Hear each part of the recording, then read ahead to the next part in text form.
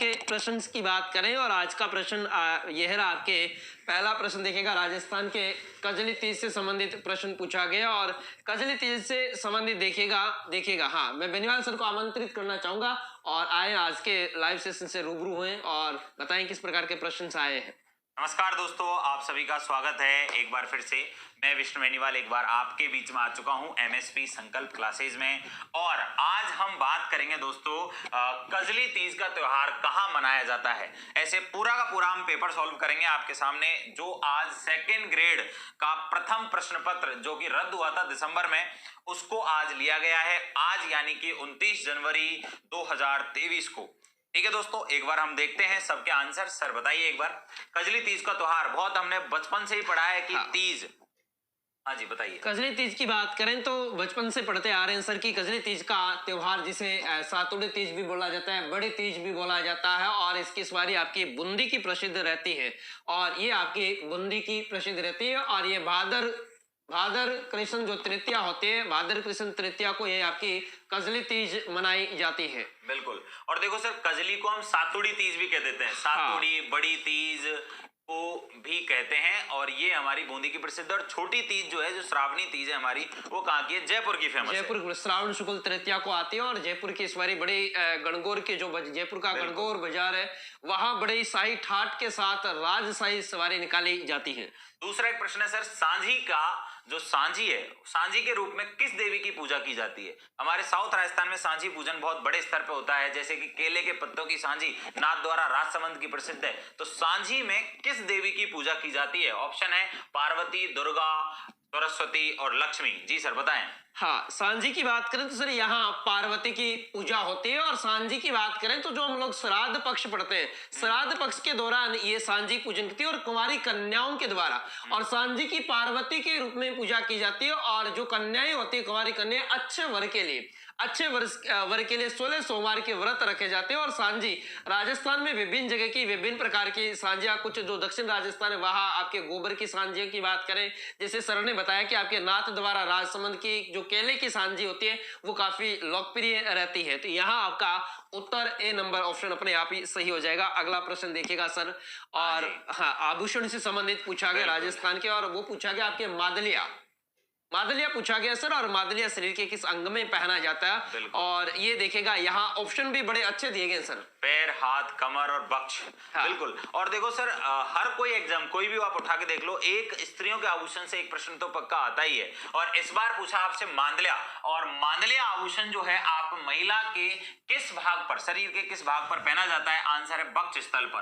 कहां पर पहना जाता है दोस्तों? बक्ष पर ये पहना सर यहाँ सबसे पहले जो वक्ष स्थल रहता है, तो वक्ष स्थल का मतलब रह गया आपके जो गले वाला भाग है, यानी अपनी जो चेस्ट के ऊपर का जो गले वाला भाग है वहां पहना जाता। लेकिन गला इसमें ऑप्शन में नहीं दिया, ऑप्शन नहीं, कंफ्यूज करने के लिए ये चीज दी है इस बार। एक बार टेक्निकल टीम से कहूंगा, कमेंट दिखाई नहीं दे रहे हमें किसी भी प्रकार के। हाँ जी, कमेंट दिखवाएं। हाँ, कमेंट दिखाई नहीं दे रहे किसी भी प्रकार के, कमेंट क्या दिखाइएगा। यहाँ अभी वेटिंग ही बता रहा है लाइव सोल्यूशन का जो एक बार देखें। हाँ। मानचित्र रासो, अगला एक प्रश्न है दोस्तों इतिहास का। मानचित्र रासो के रचयिता कौन है? मानचरित्र रासो के रचयिता हमने खूब पढ़ा है, पृथ्वीराज रासो, हम्मीर रासो, खुम्मान रासो और कई सारे रासो साहित्य को हमने पढ़ा है। लेकिन पहली बार एक थोड़ा हटके दिया है क्योंकि बहुत पॉपुलर रासो नहीं है ये इतना, लेकिन इसका राइटर कौन है? कवि नैन्सी, कवि बांकीदास, दयालदास और कवि नरोत्तम। तो दोस्तों इसका आंसर है कवि नरोत्तम के द्वारा मानचरित्र रासो की रचना की गई है। हाँ बिल्कुल सर, आमेर के राजा जो मान सिंह हुए हैं उनसे संबंधित ये रासो है। अमूमन हम लोग ये ज्यादातर ये पढ़ लेते हैं, परंतु ये इस प्रकार का अनछुए प्रश्नों में से एक प्रश्न रहेगा सर। नहरसी को तो आप पढ़ते हो, मारवाड़ प्रगना ख्यात पढ़ते हो, और मारवाड़ प्रगना विगत भी पढ़ते हैं हम लोग, मूणत नैन्सी ख्यात पढ़ते हैं।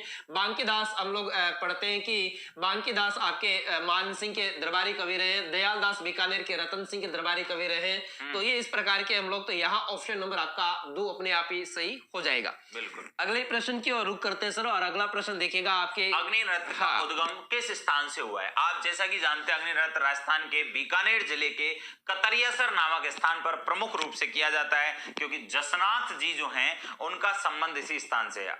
जसनाथी संप्रदाय के सिद्ध जाट पुरुषों के द्वारा इस नृत्य को किया जाता है। तो इसमें तो सोचने की जरूरत ही नहीं थी दोस्तों, डायरेक्टली आंसर दे रखा है पहले ऑप्शन पर ही। अग्नि नृत्य की शुरुआत कहां से मानी जाती है? कतरियासर बीकानेर से मानी जाती है। ये आपके जो जसनाती सिद्ध पुरुष के जो जाट होते हैं या सिद्ध संप्रदाय के जो 36 रूल्स को फॉलो करने वाले लोग हैं, उनका मुख्य स्थल रहता है। और इस नृत्य में बात करें तो दगदगते हुए जो अंगार है उन पर आपके जो फतेह जो रणघोष होता है उसके साथ ये किया जाता है, और इसमें राग के साथ फाग का समन्वय भी आपको देखने को मिलता है, बड़े ही अच्छे। इसमें भी बात करें तो जो सामने बैठने वाले ओम नाम ओंकार के साथ कुछ लोग भगवान जसनाथ भगवान ये जो सिद्ध संप्रदाय के आपके भगवान जसनाथ जी होते हैं, उनके गायन किया जाता है, ओम नाम का ओंकार किया जाता है। उसी के साथ एक होता है जो नृत्य करने वाला है, तो उसे नाचनिया कहा जाता है। नाचनिया के द्वारा ये धधकते हुए अंगारे पर नृत्य किया जाता है। अगला प्रश्न की ओर रुख करते हैं, और अगला प्रश्न देखिएगा सर, ये प्रश्न, हाँ जी, राजस्थान का कोई राज्यपाल है, गवर्नर है, तो निम्नांकित में से किस विश्वविद्यालय का कुलाधिपति नहीं होता है? कुलपति यानी चांसलर किसका नहीं है, ये आपसे प्रश्न पूछा है। देखो, नॉर्मली प्रत्येक राज्य में जो राज्यपाल होता है उस राज्य के अंतर्गत जितनी भी यूनिवर्सिटी हैं उन सब का कुलाधिपति होता है, लेकिन किसका नहीं होता है? जैसे कि एक तो लॉ यूनिवर्सिटी होगी, उसका कौन होगा? हमारे हाई कोर्ट का जज होगा, सीनियर जज, मेन जज जो होता है, मुख्य जज। और दूसरा जो सेंट्रल यूनिवर्सिटीज होती हैं, केंद्रीय विश्वविद्यालय, उनका होता है कौन? राष्ट्रपति। तो यहाँ पे ऑप्शन देख लेते हैं। राजस्थान टेक्निकल यूनिवर्सिटी कोटा, इसका राज्यपाल होगा। जगत गुरु रामानंदाचार्य राजस्थान संस्कृत विश्वविद्यालय, इसका भी राज्यपाल होगा। राजस्थान केंद्रीय विश्वविद्यालय अजमेर, इसका दोस्तों राष्ट्रपति होगा, क्योंकि ये सेंट्रल यूनिवर्सिटी है। ये क्या है दोस्तों? Central university. हरिदेव जोशी पत्रकारिता एवं जनसंचार विश्वविद्यालय जयपुर, इसका भी कौन होगा? राज्यपाल। तो इसमें से आपको कुलाधिपति नहीं है वाला पूछा है, तो ऑप्शन नंबर कौन सा सही है दोस्तों? तीसरा यहां पर सही माना जाएगा। अगले प्रश्न की ओर रुख करते हैं, और अगला प्रश्न यह रहा आपका, हाँ, किसकी सलाह पर राज्यपाल राजस्थान विधानसभा के सदस्य की निर्योग्यता संबंधी मामलों का निर्णय कर सकता है? जैसे देखो, हाल ही में कुछ समय पहले एक घटना घटित हुई थी, शायद सितंबर 2022 के मंथ में, जब बहुत सारे जो एमएलएस थे विधानसभा के, जो सत्ता पक्ष की पार्टी के थे, उन्होंने विधानसभा अध्यक्ष को अपना क्या सौंप दिया था? इस्तीफा दे दिया था, लेकिन वो मंजूर नहीं किए गए थे। उसको लेके हाईकोर्ट में अभी तक क्या है, लड़ाई चल रही है। विपक्ष दल कहते हैं कि उनके मंजूर किए जाएं और उनकी सुनवाई की जाए। तो एक प्रश्न आ गया है, बहुत अच्छा प्रश्न है ये, कि राज्यपाल राजस्थान की कौन सी ऐसी चीज है, कौन सा ऐसा पद है जिससे सलाह करता है कि कौन योग्य है और कौन अयोग्य है? तो यहाँ पे विधानसभा अध्यक्ष, मुख्यमंत्री, निर्वाचन आयोग और राष्ट्रपति। तो देखो, राष्ट्रपति को यहाँ पे आप डायरेक्टली हटा सकते हैं, मुख्यमंत्री को हटा सकते हैं। क्यों? क्योंकि ये दोनों के दोनों ही उस तरह के राजनीतिक पदों की तरफ आ रहे हैं। आपको एक तो विधानसभा अध्यक्ष और एक निर्वाचन आयोग संबंधी यहाँ पर बात हो सकती है। यहाँ पे 50-50 से काम चलेगा। कई लोग इसमें बता देंगे सर विधानसभा अध्यक्ष होगा। क्यों? क्योंकि विधानसभा अध्यक्ष की सहमति या फिर उसके सलाह पर ही उनकी योग्यता संबंधी बात को देखा जाए। लेकिन योग्यता तो बात की बात है, इस्तीफे वाली बात हो गई ना। प्रारंभिक जानकारी और प्रारंभिक नियोक्ता संबंधी जो मामले हैं उनका निर्णय कब होता है? निर्वाचन आयोग की सहमति पर होता बिल्कुल है। सर, यहाँ ज्यादातर ये जो अध्यक्ष है ये दल बदल से संबंधित ये ज्यादातर आपके ये रहेंगे, और बाकी जो उम्मीदवार होगा, उम्मीदवार की बात करें तो उसकी जो योग्यताएं या उनसे चुनाव लड़ने संबंधी जो भी मामले होंगे वो आपके निर्वाचन आयोग देखेगा। अगला प्रश्न देखिएगा, निम्नलिखित में से कौन सा युग्म सुमेलित नहीं है? सीके मैथ्यू, वसुंधरा राजे, राजीव महर्षि, अशोक गहलोत, मीठालाल मेहता, भैरव सिंह शेखावत, केपीयू मेनन, मोहनलाल सुखाड़िया। एक्चुअल में आपको इनको देखने के बाद में एक बात समझ में आ रही है कि जितने भी इस साइड में दे रखे हैं वो कौन है दोस्तों? मुख्यमंत्री, राजस्थान के सीएम है। और इस साइड में जो दे रखे हैं आपको, ये है मुख्य सचिव, ये मेन सेक्रेटरी है हमारे राजस्थान के। तो प्रत्येक सचिव, मुख्य सचिव लगभग हर सीएम के बदलने के बाद में बदलता है, क्योंकि सीएम राजनीतिक प्रमुख होता है। उसी तरह प्रशासनिक मुखिया जो होता है राज्य का, वो मुख्य सचिव होता है। तो इसमें यह पूछा है कि कौन सा ऐसा सीएम है या कौन सा ऐसा मुख्य सचिव, उनका काल मेल नहीं खा रहा है। तो जैसे राजीव महर्षि अशोक गहलोत के टाइम पे भी थे, वसुंधरा राजे के टाइम पे भी रहे, तो ये बात सही है। मीठालाल मेहता भैरव सिंह शेखावत के समय थे, और के पी यू मेनन मोहनलाल सुखाड़िया के समय थे। लेकिन सी के मैथ्यू जो है उनका कार्यकाल 2012 और 13 में था। इस मींस 2012-13 में सीएम कौन थे? 2008 से लेकर 13 तक सीएम कौन रहे थे? अशोक गहलोत, दूसरा कार्यकाल, और उस समय वसुंधरा राजे सीएम नहीं थी। तो इसमें आंसर जो माना जाएगा दोस्तों वो कौन सा वाला है? ऑप्शन नंबर 1 सही है। अगला प्रश्न देखिएगा। जी सर, निम्न में से कौन सा कथन राजस्थान लोक सेवा आयोग के संबंध में गलत है? राजस्थान लोक सेवा आयोग यानी आरपीएससी का गठन कब हुआ है उनके बारे में चीजें यहाँ पे दी गई हैं। जैसे कि इसकी स्थापना दिसंबर 1949 में हुई है, बिल्कुल सही बात है। 22 दिसंबर 1949 को आरपीएससी की क्या की गई थी? स्थापना की गई थी। और वर्तमान में आरपीएससी का मुख्यालय जो है वो घूंगरा घाटी अजमेर में स्थित है साहब, ठीक है। इसके अलावा प्रारंभ में इसके अध्यक्ष सहित 4 सदस्य थे। बात गलत है बिल्कुल, क्योंकि प्रारंभ में इसमें अध्यक्ष और 2 अन्य सदस्य इसमें हुआ करते थे। टोटल कितने सदस्य थे इसमें? 3 सदस्य शामिल थे। कुल सदस्यों की संख्या 3 थी। अध्यक्ष सहित कितने हो गए? 3। सामान्य सदस्य कितने थे? 2। तो अध्यक्ष सहित 4 नहीं थे। ये बात क्या हो गई दोस्तों?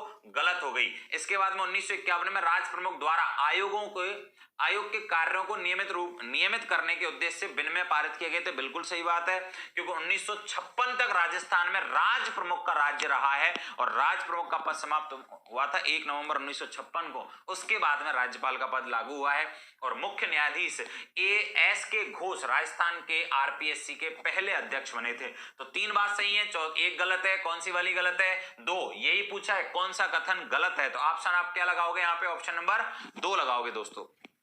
नेक्स्ट अगला प्रश्न देखिएगा।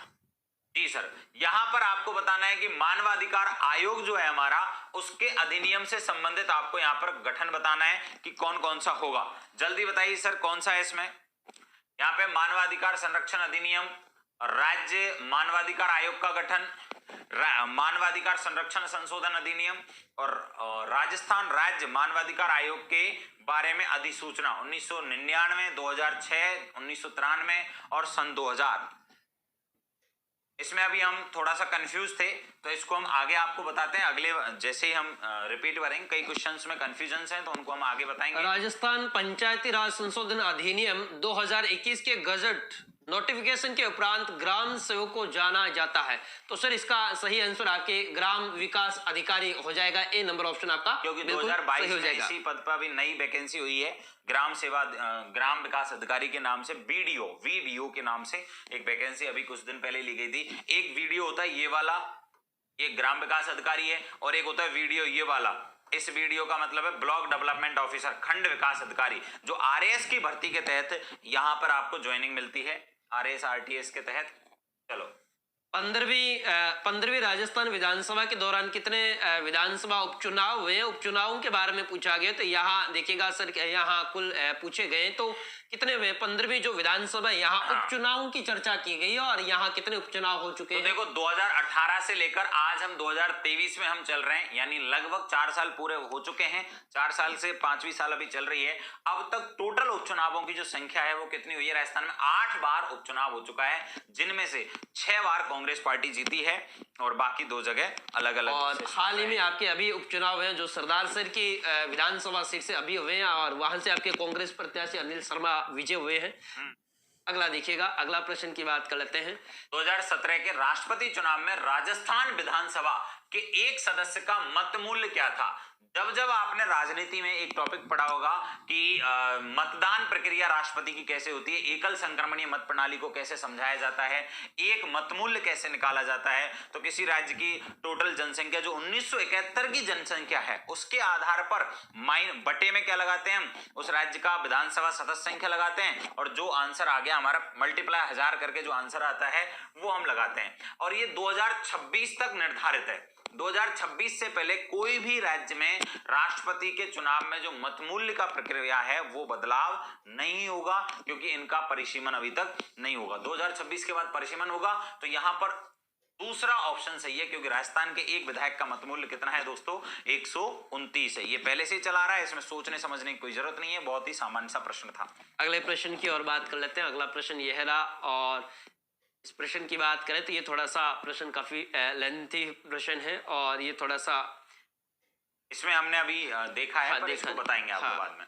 हाँ जी, राजस्थान विधानसभा की लोक लेखा समिति के सदस्यों का कार्यकाल कितना है? जी वो सर बताइए। देखिएगा सर, राजस्थान लोक लेखा समिति की बात की जा रही है तो यहाँ इनका कार्यालय 2 वर्ष का हो जाएगा।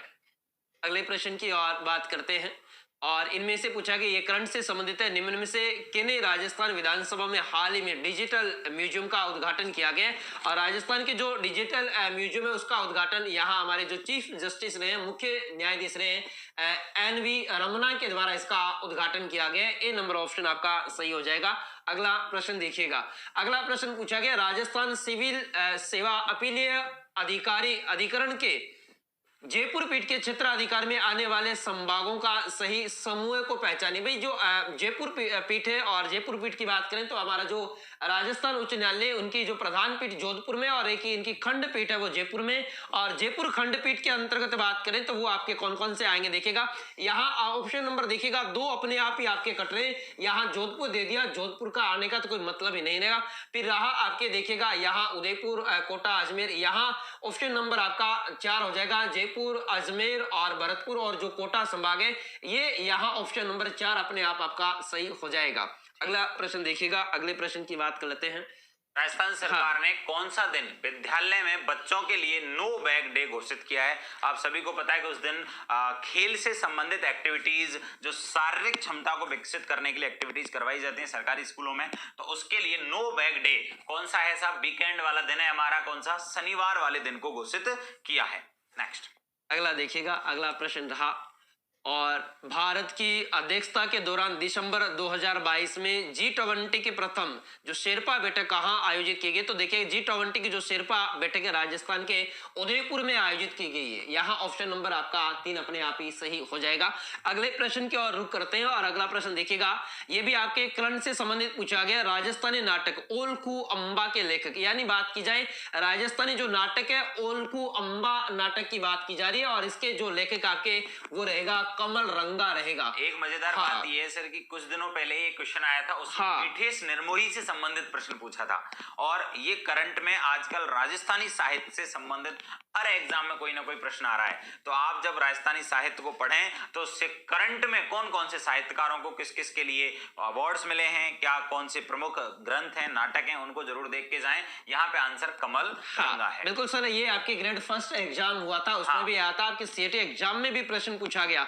और दुल्लाराम जी शरण आपके जो हिंदी साहित्य अकादमी उनके अध्यक्ष हैं प्रेजेंटली, दुल्लाराम जी है। तो यहाँ प्रश्न नंबर आपके। और दूसरी बात करें तो हमारे जो करंट की नाथ पब्लिकेशन की बुक चलती है, हमारे प्रिय मित्र विनोद स्वामी, उनकी बुक से बात करें तो उनसे अभी मेरी बात हुई थी वो और उनकी बुक से आपके पूरे के पूरे प्रश्न रहे। प्रेजेंटली ट्रेंड में चल रही है, अच्छी बुक चल रही है। तो ग्रेड 3 के जो एग्जाम देने जा रहे हैं, अध्यापक ग्रेड 3 के जो विद्यार्थी एग्जाम देने जा रहे हैं, उन विद्यार्थियों के लिए सजेशन करेंगे कि ये बुक आपको अवश्य ही पढ़नी है। निश्चित तौर पर आपको जो करंट के बेस पर जो भी प्रश्न बनेंगे वो आपको 100 में से 100% यही बुक देने वाली है।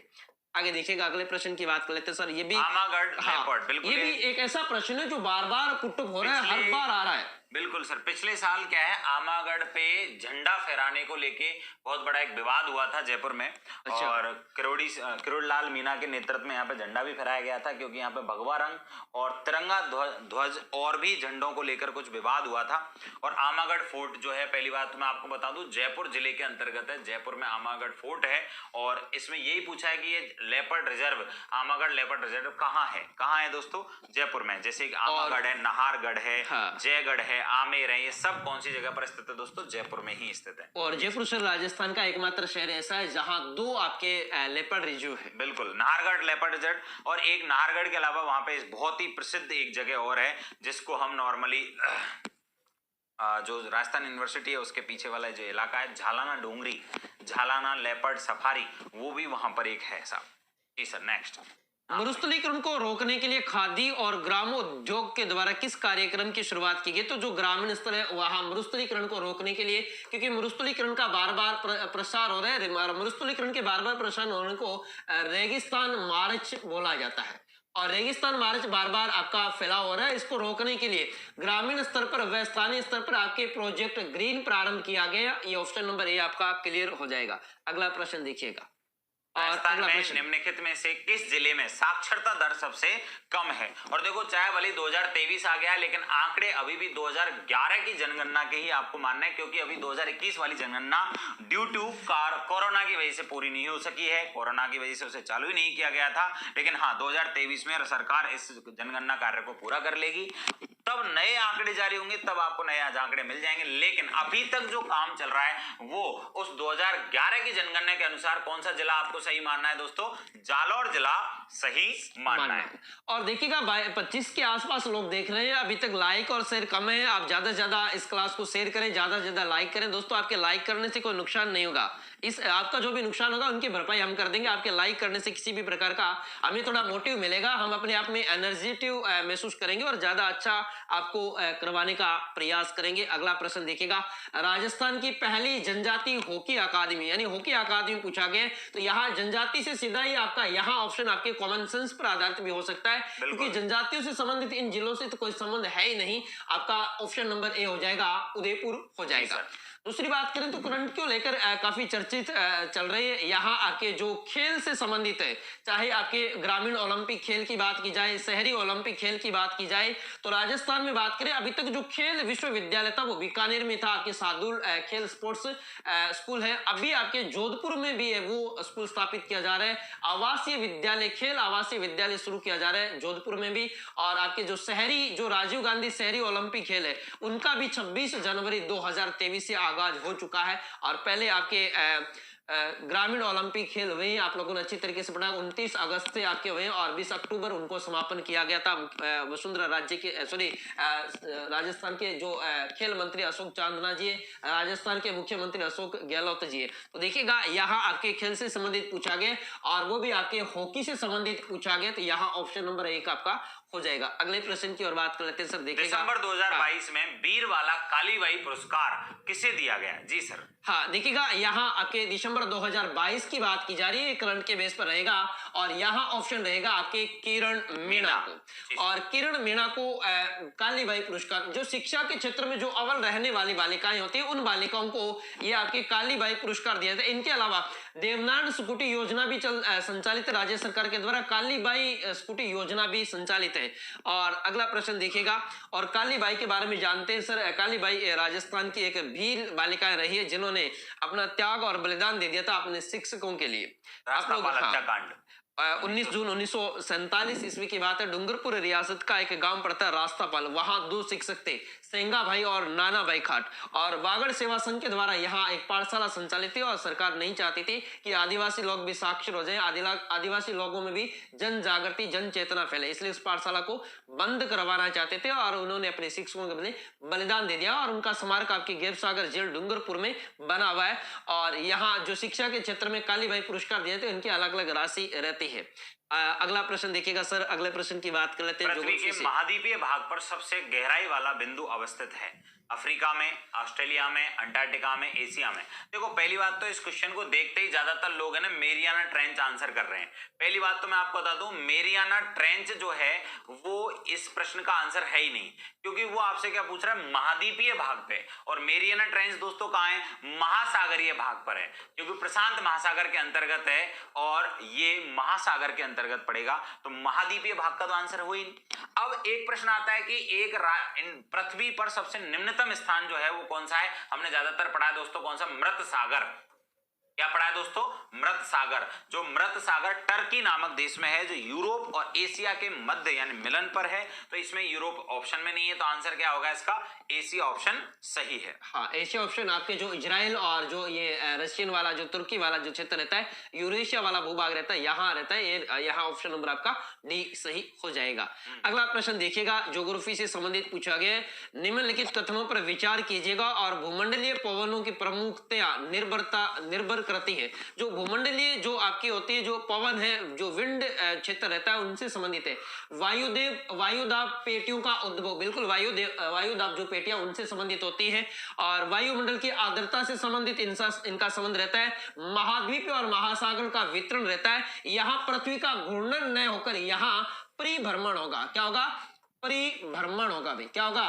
परिभ्रमण होगा। और यहां देखिएगा आपका ACD वाला 3 नंबर ऑप्शन है, वो क्लियर रहेगा। कौन सा ऑप्शन क्लियर रहेगा भाई? 3 नंबर ऑप्शन है वो आपका क्लियर रहेगा, ए सी डी। कौन सा होगा? एसीडी। और दोस्तों आप लगभग 35 के आसपास लोग देख रहे हैं, लाइव क्लास देख रहे हैं, और ज्यादा से ज्यादा शेयर करें, लाइक करें आप ज्यादा से ज्यादा इस क्लास को, आप अपने मित्रों के भी ज्यादा से ज्यादा लाइक करें इस क्लास को।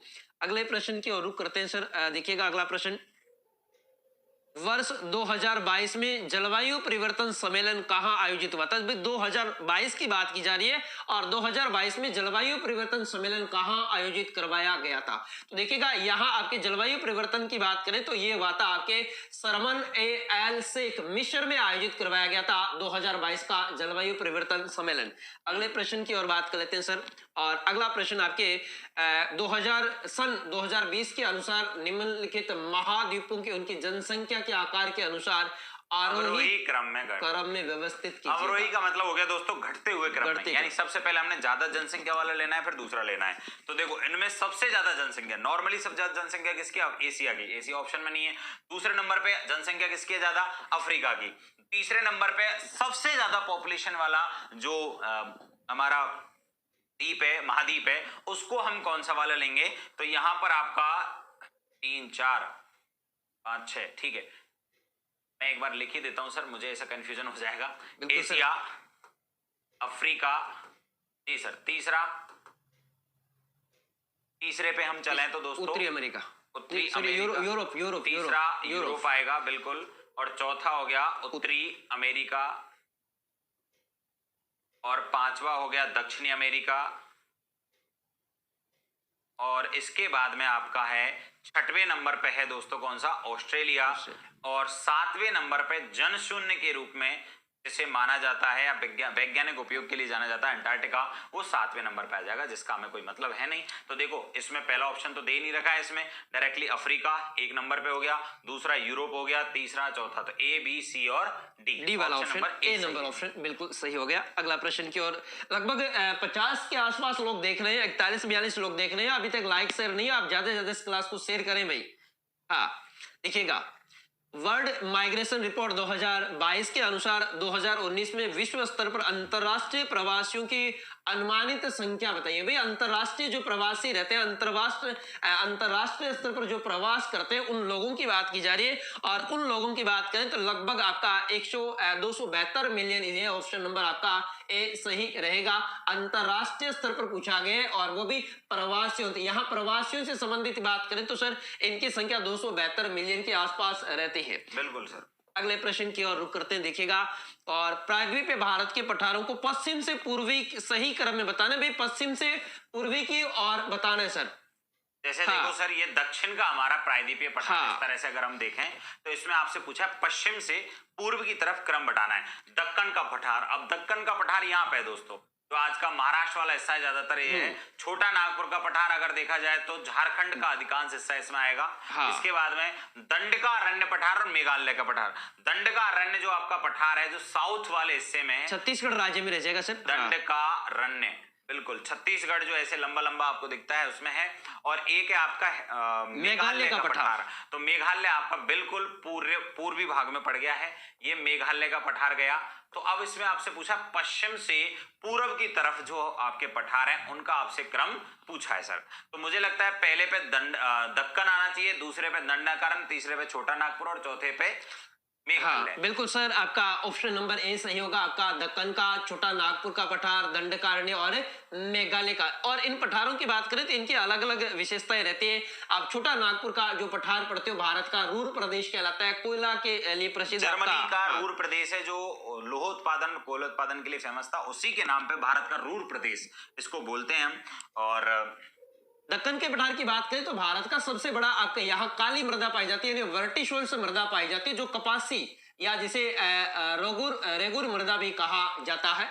तो यहाँ आपके देखिएगा, हाँ अच्छा ये डी नंबर ऑप्शन सही होगा सर। दक्कन, दंडकारण्य और ये आपके जो दक्कन का दंडकारण्य का पठार है, ये भारत की बात करें तो भारत का अन्न का कटोरा कहलाता है छत्तीसगढ़। सर्वाधिक जो चावल की बात करें, चावल का कटोरा कहलाता है।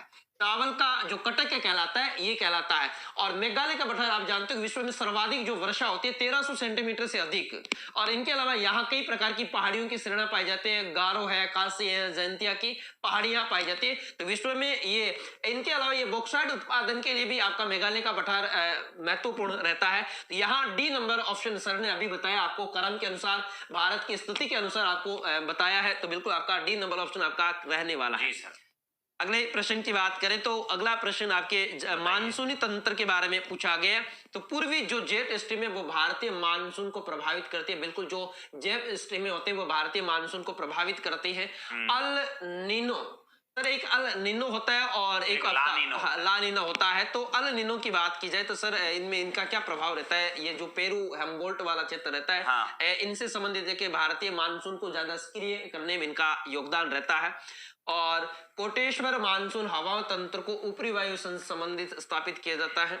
और मानसूनी तंत्र को समझने वाला वायु राशि सिद्धांत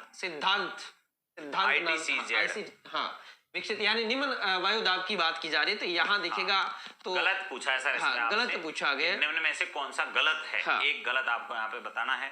तो यहाँ साहित्यक दोस्तों पूरा कंफर्म तो नहीं है, 3 नंबर ऑप्शन को आपको थोड़ा सा देख लेना, 3 नंबर साहित्यक इसका सही रहने वाला है। कुछ अभी डाउटफुल क्वेश्चंस हैं, उनको हम बहुत जल्द आपको ठीक कर देंगे, कमेंट्स में बता देंगे, नई एक लाइव क्लास लेके उनमें बता देंगे। अभी जितने भी हम क्वेश्चंस आपको बता रहे हैं वो श्योर वाले ही बता रहे हैं अब तक। और ज्यादा से ज्यादा लाइक करें, शेयर करें, ज्यादा से ज्यादा इस क्लास को लाइक करें, में शेयर करें। भारत में उष्ण कटिबंधीय शुष्क सदाबहार वन पाए जाते हैं केरल, तमिलनाडु, गुजरात और उड़ीसा। इसमें सब में कहा है कि तटीय भागों में, ठीक है। तो 4 राज्य आपको दिए हैं, अगर ध्यान से आप देखोगे तो यहाँ पे आपका केरल है, इसके बाद में यहाँ पर आपका तमिलनाडु हो गया, ये आपका गुजरात वाला हिस्सा हो गया और ये यहाँ पर उड़ीसा हो गया। तो ये 4 राज्यों की जानकारी आपसे पूछ रहा है और उसमें पूछा उष्ण कटिबंधीय शुष्क सदाबहार वन। शुष्क भी होने चाहिए, उष्ण कटिबंधीय होना चाहिए। उष्ण का मतलब है कर्क रेखा से दक्षिणी हिस्से में पाए जाने चाहिए। तो चारों राज्य लगभग दक्षिण कर्क रेखा से दक्षिण भाग में, तो कोई प्रॉब्लम ही नहीं है। शुष्क सदाबहार वन होने चाहिए, शुष्क भी हो लेकिन सदाबहार भी हो। कौन से क्षेत्र में पाए जाते हैं? इसका ऑप्शन नंबर आपका ये हो जाएगा, तमिलनाडु के तट के सहारे इस प्रकार के वन पाए जाते हैं उष्ण कटिबंधीय। क्योंकि तमिलनाडु का जो तटवर्ती क्षेत्र है और आप भारत में एक नदी भी पड़ती है जिसका नाम है कावेरी नदी। जो कावेरी नदी का जो डेल्टाई क्षेत्र है और जो तमिलनाडु का जो तटवर्ती क्षेत्र है, यहाँ इस प्रकार के पाए जाते हैं। दूसरी बात, आप कावेरी नदी के बारे में ऐसे भी पढ़ते हो कि भारत की ऐसी नदी जो 2 मानसूनों से वर्षा प्राप्त यानी जल प्राप्त करती है, वो कौन सी नदी होगी? कावेरी नदी है। वापस लौटते हुए भी यहाँ पे बारिश करके और एक शीतकालीन जो मानसून है उनसे, यानी ग्रीष्मकालीन, यानी बंगाल की खाड़ी की 2 शाखाएं आती है, शीतकालीन और ग्रीष्मकालीन, दोनों मानसून से ये वर्षा प्राप्त करते हैं। और इनके अलावा एक पीछे भी रह गया, वो कौन सा है? निम्न में से कौन सी नदी सह्याद्री के पश्चिम से और बहने वाली नदी नहीं है? सह्याद्री के पश्चिम की और बहने वाली नदी की बात करें तो सर ये नदी जो सह्याद्री पर्वत श्रेणी रहती है, और सह्याद्री आपके गुजरात से लेकर और जो केरल कर्नाटक की जो नीलगिरी की जो पहाड़ियां रहती है वहां तक केंद्रमुख इसकी सबसे ऊंची चोटी रहती है। और 16 डिग्री चले इसको 2 भागों में, उत्तरी सह्याद्री और दक्षिणी सह्याद्री में। तो यहाँ देखिएगा जो इरावती नदी घाटी रहती है, ये इंद्रावती नदी घाटी है, ये यहाँ नहीं बहती है। ये इनकी बात करें तो ये अलग रहती है। ये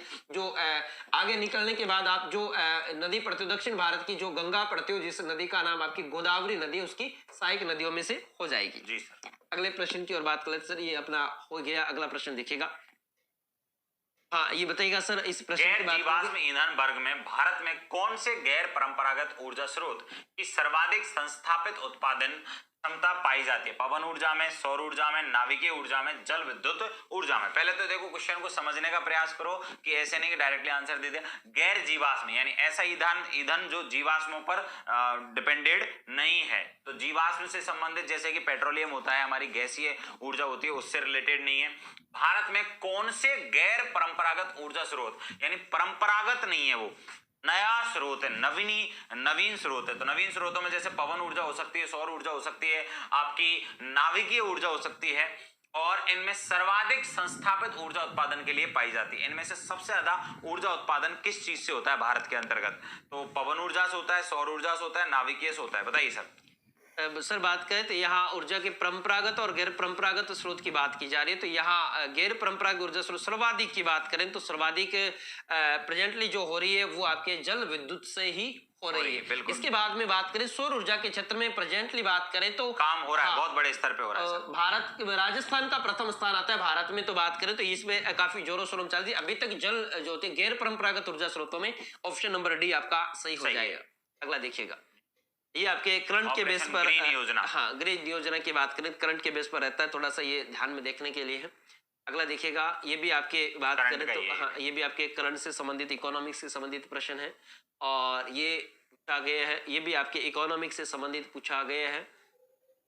ठीक है, जो अभी क्लियर नहीं है हमारे, क्योंकि देखो हम इतिहास और कला संस्कृति के शिक्षक हैं, तो हम चाह रहे हैं कि ज्यादातर ऐसे क्वेश्चंस बताएं आपको जो एकदम क्लियर हैं। बाकी के जिन क्वेश्चंस पे कंफ्यूजन है, बाकी के जो टीचर्स हैं वो आपको इस क्वेश्चन को सॉल्व करवा देंगे। ठीक है दोस्तों, निम्न में से कौन सा देश 2021-22 अप्रैल नवंबर की अवधि के दौरान भारत के आयात स्थलों की सूचीबद्ध किया है? अच्छा, शीर्ष पर सूचीबद्ध किया है सबसे ऊपर नंबर पे 21 और 22 में यूएसए, यूएई, चीन। और हालांकि चीन से हमारा व्यापार अभी बढ़ा है, लेकिन सबसे नंबर 1 पे अभी कौन सा चल रहा है? अमेरिका के साथ हमारी जो व्यापारिक प्रतिस्पर्धाएं, व्यापारिक जो आयात निर्यात जो रहता है वो ज्यादा बढ़ावा दी। जी सर, 1919 के अधिनियम में, बिल्कुल 1919 के अधिनियम में भारत ने पहली बार किस व्यवस्था की शुरुआत की थी? प्रत्यक्ष निर्वाचन, वयस्क मताधिकार, संघीय न्यायपालिका और प्रांतीय स्वायत्ता। तो देखो, आपको पता होगा प्रांतीय स्वायत्ता की स्थापना तो 1935 में की गई थी और केंद्र में यहाँ पर थोड़ी सी व्यवस्था को लागू किया गया था, स्पेशली द्वैध शासन जो था प्रांतों में, उसे केंद्र में स्थापित किया गया था। लेकिन नहीं, प्रांतीय स्वायत्ता की स्थापना ही 1919 में की गई थी और इसमें इनको अधिकार दिया गया था कि भाई तुम एक काम करो, अपना बजट लागू कर लो, तुम अपनी बहस खुद कर लो, है ना, और तुम अपने कुछ कानूनों पे अधिकार भी खुद बना सकते हो। तो प्रांतीय स्वायत्ता की अधिकार की शुरुआत इस टाइम पर की गई थी। हाँ बिल्कुल सर, प्रांतीय बात करें तो केंद्र में जो द्वैध शासन है वो 1935 के भारत शासन अधिनियम 1935 के तहत की गई थी और यहाँ पे द्वैध शासन 1919 में लागू किया गया, 1919 में लागू किया गया। प्रांतों में दो विषय स्थानांतरित विषयों में तब्दील कर दिया गया था और 1919 के अधिनियम को चैम्सफोर्ड अधिनियम के नाम से भी जाना जाता है, मॉन्टेग्यू चैम्सफोर्ड अधिनियम। इससे पहले 1909 का पढ़ते हो आप, मार्ले मिंटो, जिसमें आपके बात करें तो उससे में सांप्रदायिक जो निर्वाचन प्रणाली उसको अपनाया गया था, जो आगे भारत विभाजन के लिए बड़े ही उत्तरदायी मानी गई। अगला प्रश्न देखिएगा, भारत शासन अधिनियम 1935 के अनुसार प्रस्तावित संघीय विधायिका के उच्च सदन का नाम क्या था? देखो, इन्होंने कहा था कि 1919 में हमने 2 सदन बना देंगे, इन्होंने द्विसदनीय व्यवस्था कर दी और इसी व्यवस्था को 1935 में बढ़ा दिया और विस्तार कर दिया। इसी व्यवस्था का क्या कर दिया इन्होंने? विस्तार कर दिया। तो एक केंद्रीय जो हमारा विधानमंडल था उसका 2 पार्ट बना दिए, जैसे आज संसद के लोकसभा राज्यसभा होते हैं, उसी तरह से 2 यहाँ पे पार्ट बना दिए। एक का नाम तो था राज्य परिषद, एक का तो नाम क्या था दोस्तों? राज्य परिषद, और दूसरे का नाम था केंद्रीय विधानसभा, केंद्रीय विधानसभा। तो यहां पर केंद्रीय विधानसभा जो है वो निम्न सदन थी, केंद्रीय विधानसभा, सेंट्रल लेजिस्लेटिव असेंबली। ये तो आज के हिसाब से लोकसभा हो गई और ये आज के हिसाब से राज्यसभा हो गई, काउंसिल स्टेट। तो यहाँ पे फेडरल चैम्बर ऑफ प्रोविजंस नहीं, council of states, council of states, अच्छा स्टेट्स, ओके। और chamber of princess, chamber of princess तो नरेंद्र मंडल था, बिल्कुल सर, नरेंद्र मंडल, जिसकी स्थापना 1921 में हुई। बीकानेर महाराजा गंगा सिंह, पहले चांसलर बीकानेर के महाराजा गंगा सिंह बने थे। तो यहाँ पे आपको जो पूछा है वो ये पूछा है कि उच्च सदन का नाम क्या है? विधायिका के उच्च सदन का नाम क्या था? राज्य परिषद। राज्य परिषद को हम क्या बोलते हैं? काउंसिल ऑफ स्टेट के नाम से जाना जाता है। किस नाम से जाना जाता है? Council of states. बिल्कुल, 2 नंबर ऑप्शन आपका करेक्ट हो जाएगा। कैबिनेट मिशन योजना के अनुसार संविधान सभा का गठन कब हुआ? आप सभी को पता है कि 24 मार्च 1946 ईस्वी को भारत में एक मिशन आता है जिसका नाम था कैबिनेट मिशन, जो उस समय के प्रधानमंत्री, जो इंग्लैंड के प्रधानमंत्री थे क्लीमेंट एटली, उन्होंने मिशन भेजा था और 3 व्यक्ति इस मिशन में भेजे थे, जिसमें सर स्टैफर्ड क्रिप्स और इसके अलावा एबी अलेक्जेंडर, और विशेष रूप से यहाँ पर किसको भेजा था? एक जेम्स व्यक्ति को भेजा था, और इन तीनों ने जेम्स पैट्रिक लॉरेंस को भेजा था, और इन तीनों के अध्यक्ष, मतलब पैट्रिक लॉरेंस इसके अध्यक्ष थे। तीनों ने यहाँ पे आके अपना प्लान सुनाया 16 मई 1946 को, और उसके बाद जुलाई में 1946 में चुनाव हुए संविधान सभा के, और अगस्त 1946 में भारत की विधानसभा, विधानसभा नहीं, भारत की संविधान सभा का क्या हो गया दोस्तों, गठन हो गया था। हाँ, अगर इसमें ये होता पहली बैठक कब हुई है, तो 9 दिसंबर 1946 को पहली बैठक हुई थी। 9 दिसंबर 1946 को संविधान सभा की पहली बैठक हुई थी, जिसकी अध्यक्षता डॉक्टर सच्चिदानंद सिन्हा ने की थी अस्थायी अध्यक्ष के रूप में। जी सर। अगला प्रश्न देखिए सर, और अगला प्रश्न आपके संविधान से ही पूछा गया, समितियों के बारे में पूछा गया है। चलो इसको थोड़ा सा देख लेते हैं। संविधान सभा की महत्वपूर्ण समितियों के बारे में निम्नलिखित में से कौन सा कथन गलत है? गलत आपसे पूछा है। संघ की शक्तियों की समिति में 9 सदस्य थे। सरदार पटेल संघ संविधान समिति के अध्यक्ष थे नहीं, संघ संविधान के कौन थे? जवाहरलाल नेहरू थे दोस्तों। कौन थे? जवाहरलाल नेहरू। के.एम. मुंशी स्टीयरिंग समिति के अध्यक्ष थे, बिल्कुल सही बात है। और जवाहरलाल नेहरू संघ शक्तियों की समिति के अध्यक्ष थे, ये भी सही बात है। तो केवल गलत बात जो है वो दूसरे नंबर पर है, ऑप्शन नंबर आप यहाँ पे 2 लगाओगे। बिल्कुल, अगले प्रश्न की बात कर लेते हैं।